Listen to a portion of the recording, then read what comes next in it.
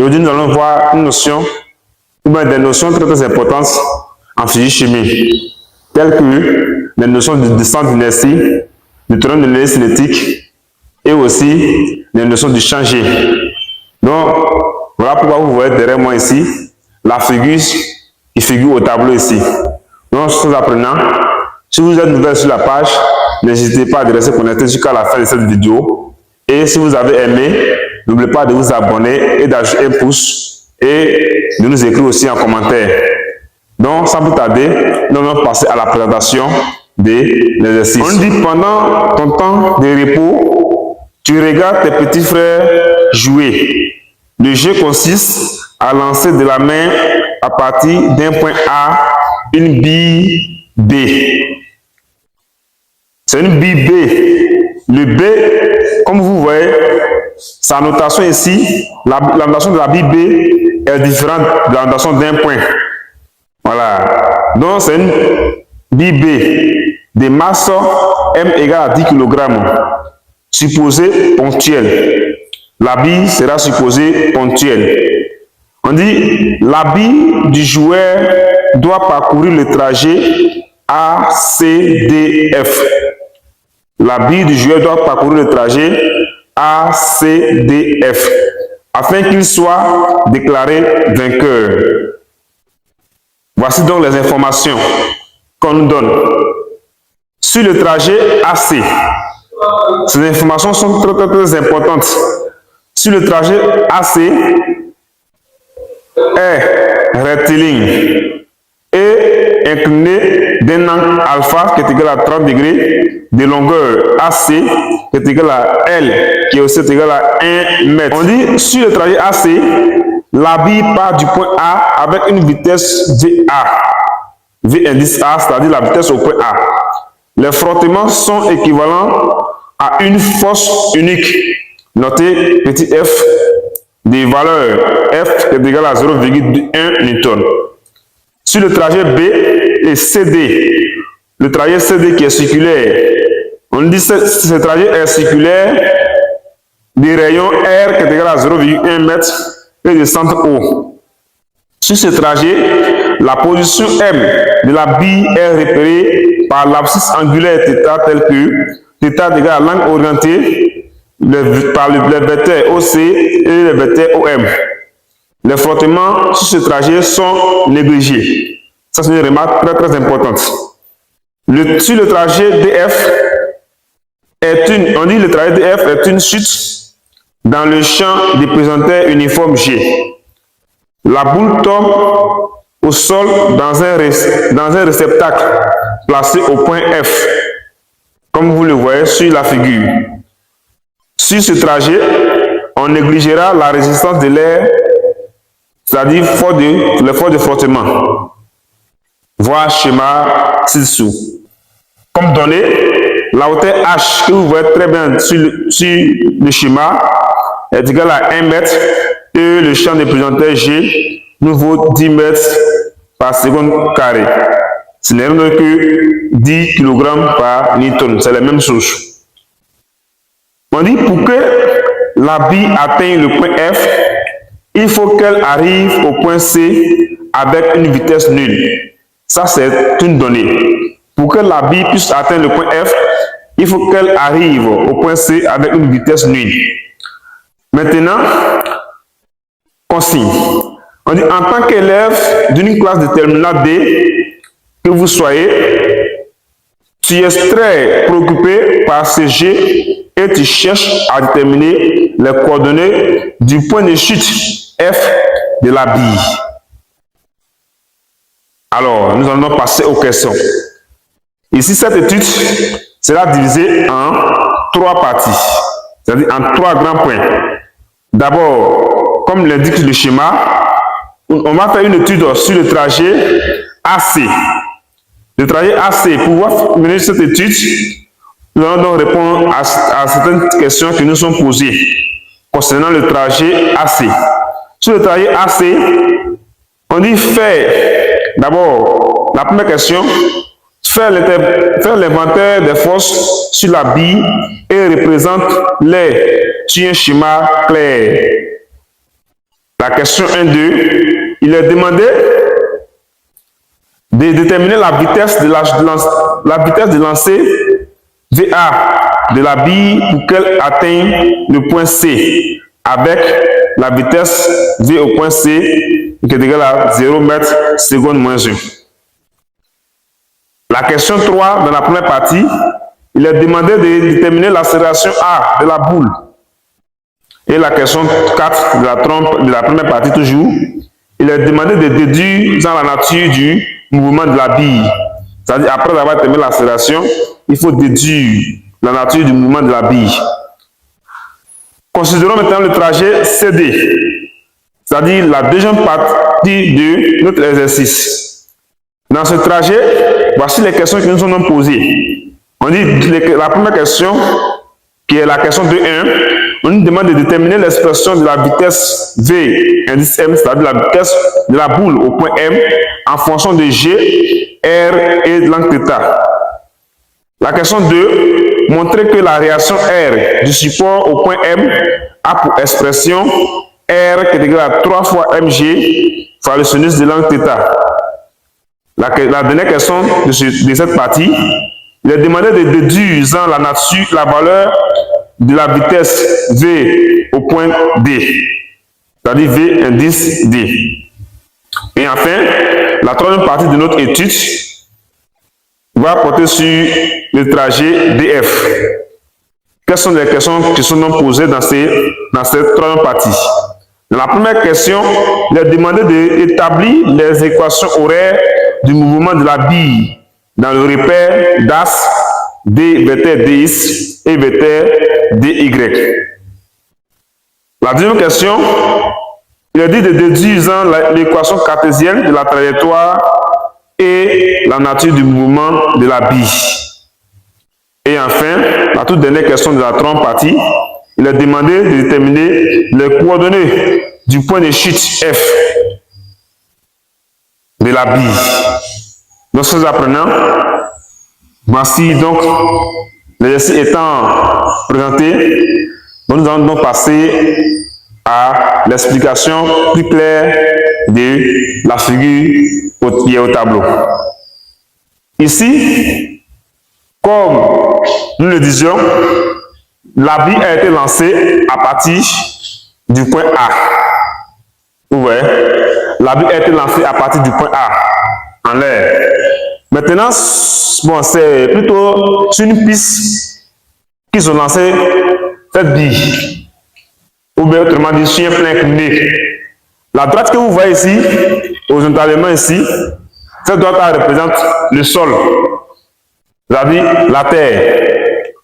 C'est comme si nous avons quelque chose qu'ils ont déposé comme du genre, comme un gouttière, qu'ils ont déposé sur la terre. Puis, on abandonne la bille ici et la bille part du point A jusqu'à arriver au point D.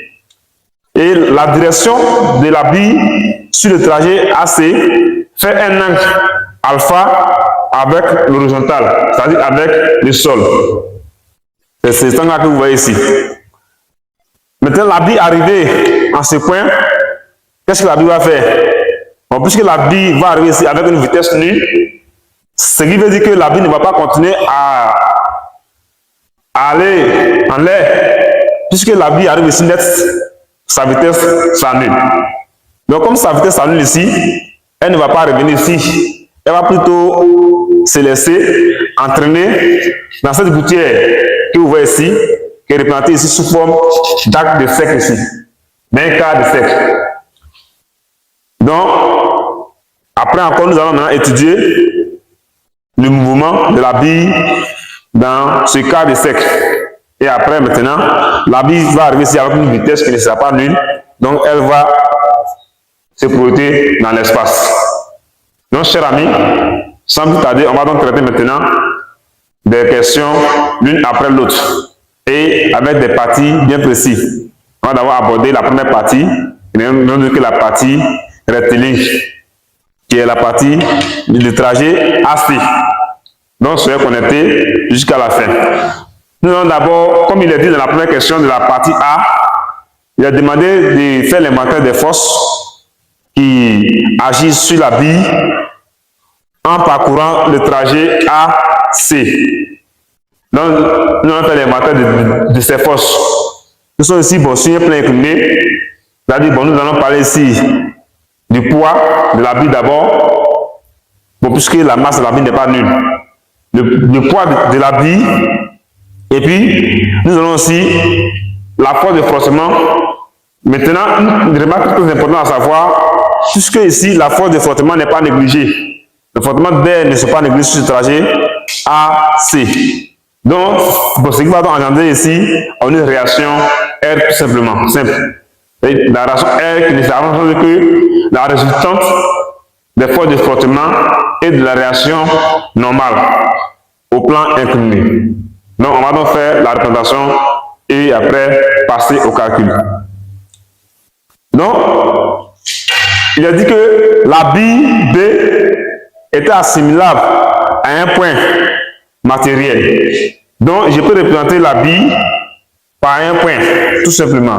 C'est ce que ça veut dire. Donc, par un gros point. Voilà, ça c'est la bille B.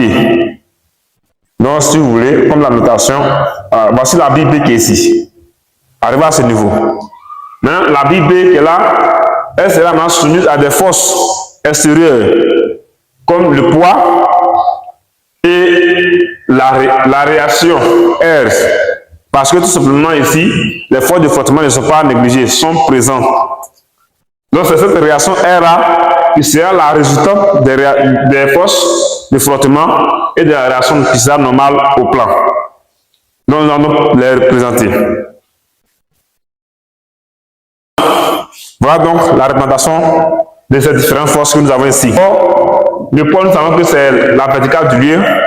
Ici, c'est le poids qui est représenté en vert ici. Et ici, nous avons la réaction normale. C'est-à-dire la réaction qui est plus perpendiculaire au support. C'est cette réaction-là qui est appelée la réaction normale. C'est ça que ici, R indice N. C'est-à-dire la réaction normale.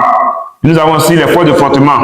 Puisque la bille se dirige de A vers le point C, donc les forces de frottement ne seront que les forces qui s'opposent au déplacement du mouvement d'un corps. Donc comme la bille ici part de A vers C, donc la force de frottement aura pour rôle d'entraîner la bille vers le point A, c'est-à-dire en arrière. Donc voilà pourquoi elle est représentée de cette façon.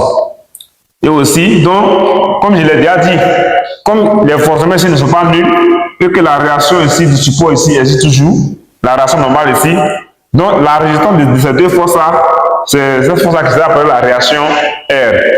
Et c'est cette réaction-là qui est représentée ici. Vous voyez très bien que c'est la somme des vecteurs frottement et vecteurs réaction normale qui est représentée ici.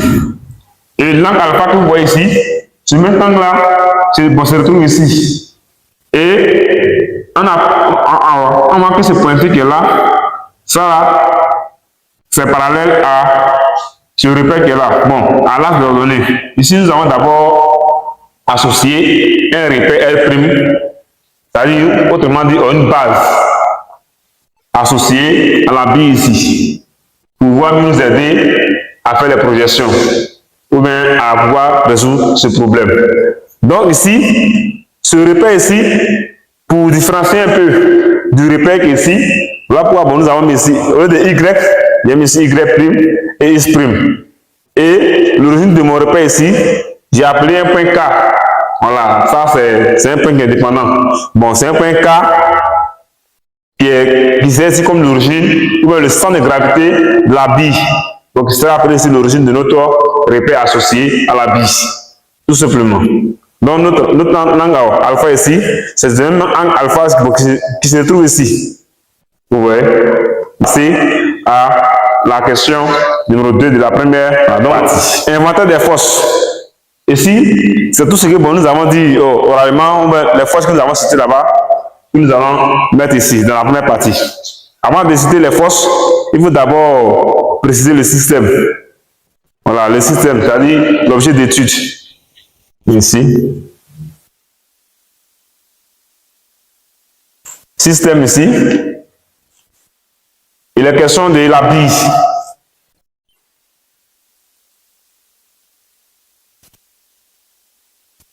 de masse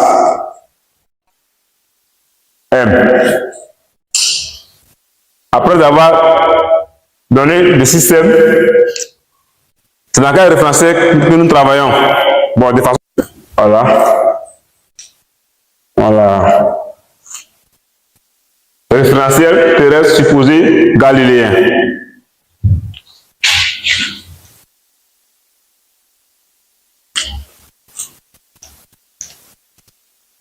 Il faut aussi préciser le repère d'étude. Le repère que nous avons choisi ici, nous allons nous donner ici sur la partie AC. Repère K. Ici, bon, nous allons les ça maintenant. KX', KY'. C'est pour dire que dans ce repère, les axes sont KX' et KY'. C'est le point K est comme l'origine du repère. Et c'est ce point K là qui représente ici le centre de gravité de la bille. Donc, bilan des forces maintenant. Bilan des forces extérieures. Nous avons le poids P de la bille. La réaction R du support.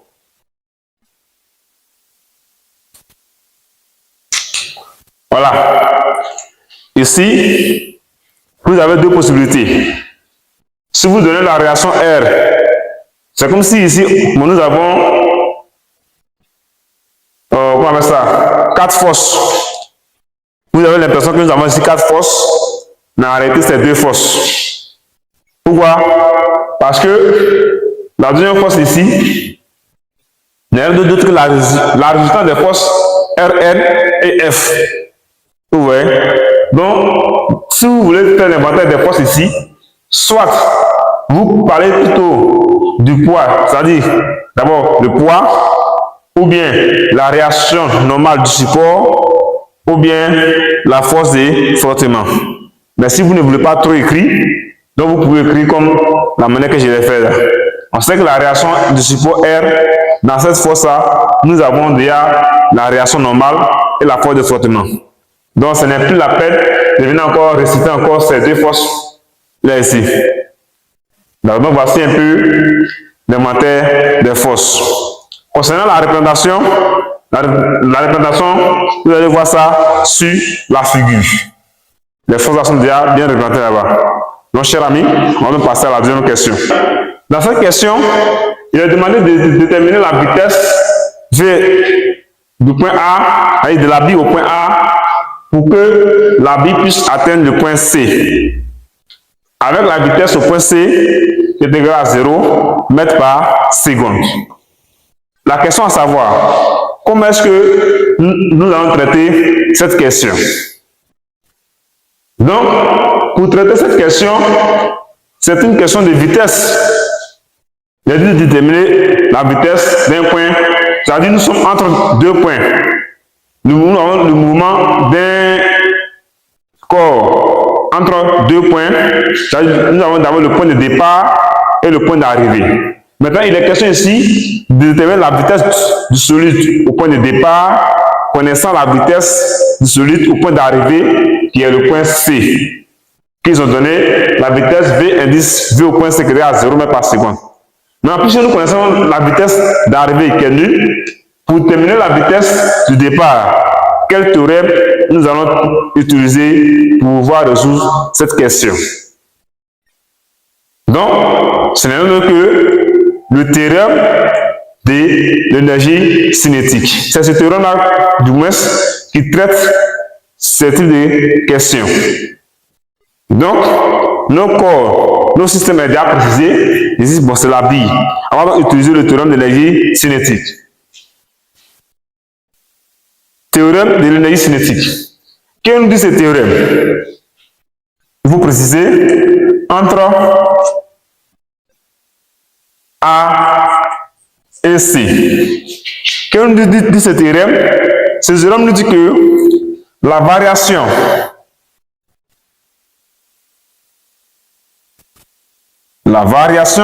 notée d'état de l'énergie cinétique. Notez comme ça, entre deux points, voilà, dans notre cas ici c'est le point A et C, est égal à la somme des travaux de toutes les forces extérieures entre A toujours et C. Voici ce que nous dit le théorème de l'énergie cinétique. Maintenant, la variation de l'énergie cinétique entre le point A et le point C, cette variation n'est rien d'autre que l'énergie cinétique, donc au point d'arrivée, c'est-à-dire au point C, moins l'énergie cinétique au point de départ, c'est-à-dire au point A. Et c'est égal à quoi? Pour pouvoir donner la somme des travaux de toutes les forces, il faut d'abord connaître ces forces. Ici, je vous ai dit, vous pouvez partir en termes de 2 forces ou bien en termes de 4 forces. Donc ici, nous allons appliquer le théorème ici en termes de 2 forces. Nous avons les forces telles que quoi? Le poids et la réaction du support. Donc, ça donne le travail du poids P, toujours entre A et C, plus le travail de la réaction R simple du support entre A et C. Tout simplement. Vous voyez? Maintenant, quand vous finissez d'écrire ça, vous pouvez aller maintenant chercher ces thèmes-là, les calculer pas à pas, pour maintenant établir dans la relation. Donc, vous finissez comme ça, vous pouvez encadrer. Vous encadrez. Et vous arrivez maintenant à la ligne, ou bien vous allez maintenant dans le groupe et sur la marge. Or, l'énergie cinétique au point C, il y a mis le point C ici, en bas ici. L'énergie cinétique d'un corps en un point, ce n'est rien d'autre que la moitié de la masse de ce corps multipliée par la vitesse du corps au point en question élevé au carré. C'est-à-dire l'énergie cinétique au point C sera 1/2 de la masse fois la vitesse au point C, au point intéressé. Au point C élevé au carré. Il est aussi de même. Or, et aussi, l'énergie cinétique au point A, ça sera aussi quoi? En observant cette relation, ça sera 1/2 multiplié par la masse, puisque la masse ne varie pas, multiplié par la vitesse au point A élevé au carré. Donc voici ça. Ça, ce sont les expressions des énergies cinétiques. Maintenant, l'expression des travaux. Le travail du poids. Nous savons très bien que le travail de la force appliquée à un corps en mouvement est égal à quoi? Au produit scalaire du vecteur force par le déplacement. Donc ici, le travail du poids, comme vous savez déjà, le travail du poids P sur le trajet AC, c'est égal à quoi? Plus généralement, sinon on pourrait appliquer cette propriété que je viens de citer oralement, mais ici plus généralement, ici nous voyons que la bille fait quoi? On voit que cette pente-là, elle est oblique. Donc cette pente qui est oblique, la pente AC, elle est oblique par rapport à l'horizontale. Puisqu'elle est oblique par rapport à l'horizontale, c'est comme si la bille remontait. La bille part du point A au point C. Donc comme la bille monte, quand c'est comme ça, pour calculer le travail du poids, on ajoute un signe moins, c'est-à-dire moins le poids, la norme du poids P lui-même multiplié par la hauteur. Vous voyez, multiplié par la hauteur H à laquelle la bille est élevée par rapport à l'horizontale. Or, quel me vaut donc cette hauteur? Cette hauteur ne sert à rien d'autre que la distance entre le point C et le plan horizontal. C'est-à-dire la distance que je vais assurer ici, tracer en pointillé. C'est la distance H qui est. Si je mets un point H ici, voilà. Donc le H en question ici, c'est la distance CH. C'est cette distance-là. Donc comment nous pouvons donc trouver cette distance-là CH? Donc en H égale à CH. Donc si nous trouvons CH, nous pouvons donc déduire H. Maintenant, pour trouver CH, qu'est-ce que nous pouvons faire? Alors, si nous considérons le triangle rectangle, le triangle ACH, ce triangle est rectangle au point H ici, c'est-à-dire les droites AH et HC forment un endroit. Donc le triangle AHC sera rectangle au point C. Si le triangle AHC est rectangle au point C et au point H, plutôt, ça veut dire que la distance AC ne sera rien d'autre que l'hypoténuse de notre triangle rectangle AHC rectangle en A. Maintenant, comment il faut exprimer?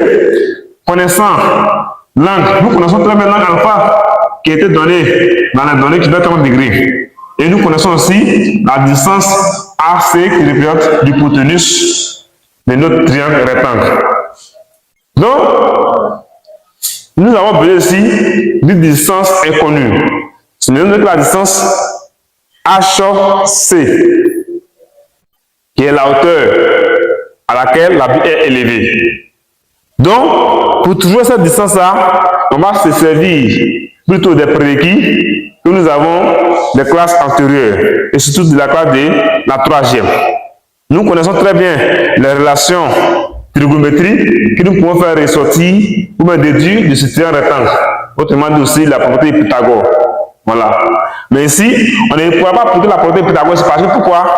Parce que dans ce triangle rectangle, nous ne connaissons pas la longueur des deux côtés.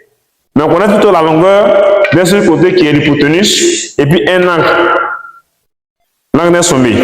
Donc pour ce faire, la propriété de Pythagore ne sera pas valable ou ne pourra pas nous aider dans ce cas de figure. Donc pour ce faire, nous allons utiliser soit les relations de sinus, ou bien les relations de cosinus, ou bien la tangente. Nous avons vu 3 relations. Le sinus d'un angle dans un triangle rectangle, il a dit que le sinus d'un angle, c'est le côté opposé, la distance du côté opposé à cet angle divisé par l'hypoténuse, c'est-à-dire le côté le plus long. Le cosinus, là c'est le côté adjacent, c'est-à-dire le côté qui touche l'angle. La distance du côté qui touche l'angle divisé par l'hypoténuse. Ici, voici le côté adjacent qui est là, et voici l'hypoténuse. La tangente, ça va maintenant le rapport des deux côtés qui forment l'angle droit, c'est-à-dire le côté opposé divisé par le côté adjacent. Mes chers amis, entre ces 3 relations trigonométriques, quelle est la relation qui peut mieux nous aider pour pouvoir trouver la distance de notre CH ici plus facilement? Ça sera la relation avec le sinus. Donc, en appliquant le sinus à cet angle alpha, vous verrez que le sinus, ça sera le côté opposé, c'est-à-dire la distance HC divisé par l'hypoténuse de ce triangle rectangle AC, qui n'est rien que la distance AC. Ouais, donc c'est ce que nous allons appliquer. Donc, nous allons dire quoi ici? Et nous savons que le sinus de l'angle alpha est égal à quoi? La distance CH divisée par la distance AC. Puisque nous connaissons alpha, nous connaissons la distance AC qui fait L. Donc, nous allons en tirer CH. Donc, en tirant CH, CH sera le produit de ces deux-là. Dans ce cas, nous donnons ici CH qui sera égal à AC multiplié par le sinus de l'angle alpha. Or, selon les données du test, il a dit que AC est égal à L. Donc, CH ici est égal à L fois le sinus de l'angle alpha. Tout simplement. Donc, connaissant maintenant CH, nous pouvons déduire la hauteur H à laquelle la bille est élevée pour déduire le travail du poids P. Donc, si nous venons ici, puisque H égale à CH, ça veut tout simplement dire que H ici, c'est égal à L par le sinus de l'angle alpha. Tout simplement. Et le poids P, vous savez depuis les classes antérieures, que le poids, c'est le produit de la masse du corps par le champ d'épousanteur G. Donc, ici, nous aurons ici le travail du poids entre AC, A sera moins M G fois L multiplié par le sinus de l'angle alpha. Maintenant, le travail de la réaction. Le travail de la réaction R au point C, entre A et puis C. Ça sera quoi? C'est sur cette réaction que nous allons appliquer maintenant le produit de la réaction de produit scalaire. Donc, ça sera la force elle-même qui est la réaction R scalaire le vecteur de déplacement qui est AC. Vous voyez? Maintenant, cette force-là, est-ce que nous connaissons sa norme? Oui, on peut connaître sa norme en calculant la norme en passant par un théorème, par le théorème de Pythagore, par cette figure. Mais ici, puisque nous avons ici un produit scalaire, pour aller encore plus rapidement, remplaçons cette force-là par ces résistances-là. C'est-à-dire la force de frottement F, petit f ici, et la force de la réaction normale Rn. Donc, c'est-à-dire, on aurait ici quoi? En remplaçant R par cette expression, vous aurez F, vecteur F plus R indice N, c'est cette force-là, scalaire, le vecteur AC. Le produit scalaire aussi est distributif. Donc, si le produit scalaire est distributif, donc cette réaction est égale à quoi? À F scalaire AC. Je regarde le signe qui est là, plus R indice N, vecteur R indice N scalaire, la même distance AC. Maintenant, la question à savoir, puisque le produit scalaire, par définition, bon, le travail d'une force, par définition, c'est le produit scalaire de ce vecteur force par le vecteur de déplacement. Donc, dans ce cas, nous pouvons dire que le produit scalaire de la force de frottement, du vecteur force de frottement par le déplacement AC, va plutôt représenter le travail de la force de frottement sur le déplacement AC. Et le produit scalaire de la force, c'est-à-dire la réaction normale R par le déplacement AC, va aussi représenter le travail de la force Rn sur ce déplacement. Tout simplement. Donc, pour ce faire, puisque nous savons très bien que le produit scalaire aussi a ses propriétés comme à lui. Lorsqu'il fait le produit scalaire de deux vecteurs qui sont orthogonaux, alors c'est-à-dire ce produit scalaire sera nul. Donc, quand je regarde ici sur la figure, je vois très bien que le vecteur AC et la réaction Rn ont des supports perpendiculaires. Pour des supports perpendiculaires, ça veut dire que les deux vecteurs là sont orthogonaux. Donc, tout simplement, la réaction ici, ce produit vectoriel, et pardon, ce produit scalaire sera équivalent à 0. Et ça va rester maintenant quoi? Ça veut dire que le travail de la réaction du support va se réduire tout simplement au travail des forces de frottement. Et en faisant ce produit scalaire, ces deux vecteurs-là sont collinéaires. Pourquoi? Parce que les deux vecteurs sont parallèles, voilà, sans être confondus, mais seulement qu'ils sont de sens opposés. Donc, en faisant le produit scalaire de deux vecteurs qui ont des sens opposés, beaucoup de linéaires de sens opposés, le produit scalaire sera égal à quoi? Donc, puisque ce facteur est nul, ça va rester F scalaire AC. F scalaire AC, ça fait tout simplement F, la norme de F, multiplié par la norme de AC. En réalité, ce produit est multiplié par le cosinus de l'angle formé entre deux vecteurs. Mais du fait que ces deux vecteurs soient collinéaires et de sens opposés, ça veut tout simplement dire que l'angle formé entre deux vecteurs sera un angle plat. Or, un angle plat en radian, ça fait pi radian. Donc, en réalité, le cosinus de l'angle formé entre les deux forces et entre les deux vecteurs F et AC sera le cosinus de pi qui sera égal à moins 1. Donc, voilà pourquoi ici, nous allons affecter ce résultat ici à un signe moins. Tout simplement. Donc, ce qui veut dire que le travail de la force de réaction du support est égal à moins F, moins la norme de la force de frottement donnée par le déplacement. Donc, chers amis, nous venons tout simplement d'exprimer l'énergie cinétique au point C, l'énergie cinétique au point A, le travail du poids P et le travail de la réaction R. Nous avons maintenant tout cela, les expressions. On va maintenant venir les injecter dans la relation pour pouvoir poursuivre le reste du calcul.